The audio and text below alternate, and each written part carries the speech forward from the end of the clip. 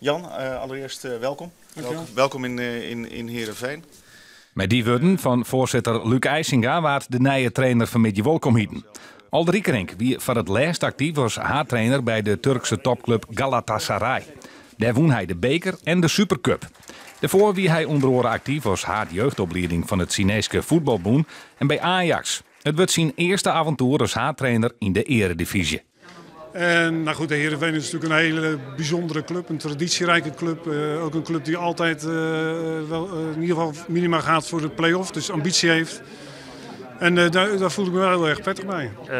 En we zochten echt iemand die ons profiel schetst. Kunnen werken met jonge, opgeleide en gescoute spelers. Daarnaast actief voetbal, dus het publiek van maken. En het derde werken met individuele ontwikkeling van spelers. En dat bij elkaar met zijn cv is denk ik dat een goede match is. Veel plezier bij Heerenveen. Ja, dankjewel. Ik weet ook, het gaat on. Het gaat on. Ja, het gaat on. Die ken ik ook nog wel.